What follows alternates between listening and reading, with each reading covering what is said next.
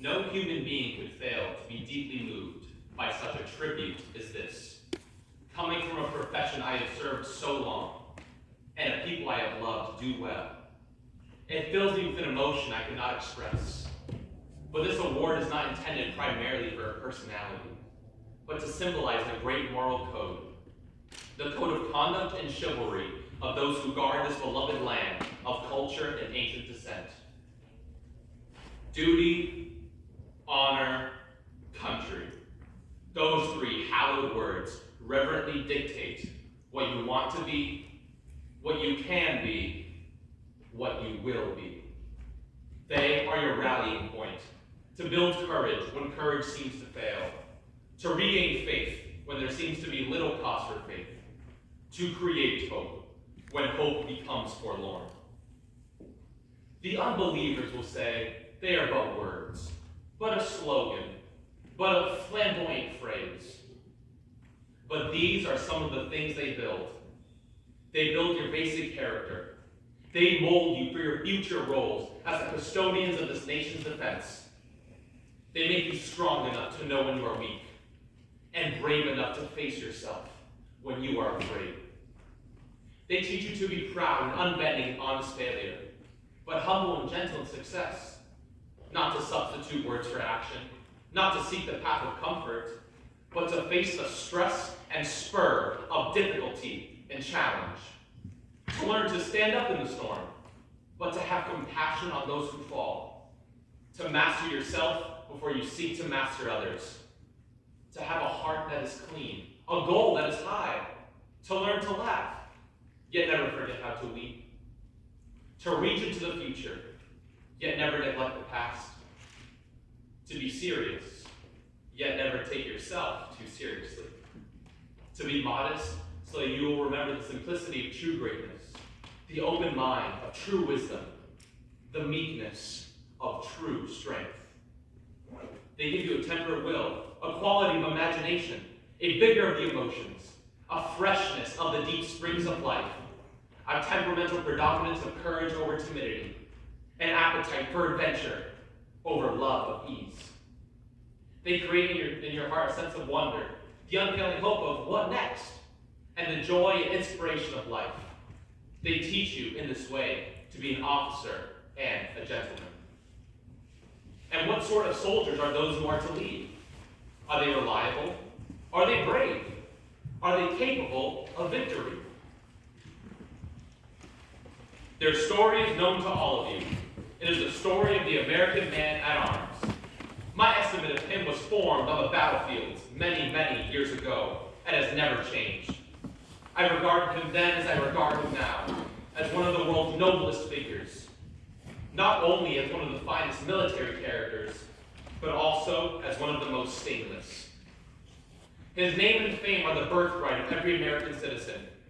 In his youth and strength, his love and loyalty, he gave all that mortality can give.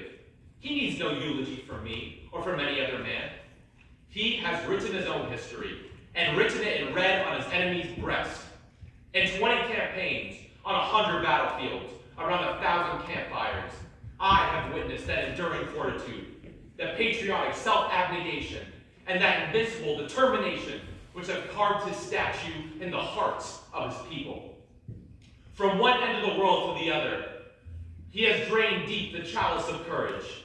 As I listened to those songs in memory's eye, I could see those staggering columns of the First World War, bending under soggy packs on many a weary march, from dripping dusk to drizzling dawn, slogging ankle-deep through the mire of shell-pocketed roads to form grimly for the attack.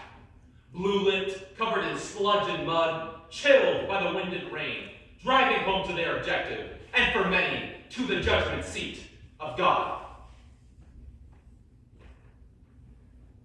I do not know the dignity of their birth, but I do know the glory of their death. They died unquestioning, uncomplaining, with faith in their hearts and on their lips the hope that we would go on to victory. Always for them, duty, honor, country, always their blood and sweat and tears as they saw the way and the light. And 20 years after, on the other side of the globe, against the filth of dirty foxholes, the stench of ghostly trenches, the slime of dripping dugouts, those boiling suns of relentless heat, those torrential rains of devastating storms, the loneliness and utter desolation of jungle trails, the bitterness of long separation of those they loved and cherished, the deadly pestilence of tropic disease, the horror of stricken areas of war, their resolute and determined defense, their swift and sure attack, their indomitable purpose, their complete and decisive victory, always victory, always through the bloody haze of their last reverberating shot, the vision of gaunt, ghastly men reverently following your password of duty, honor, country. The long gray line has never failed us.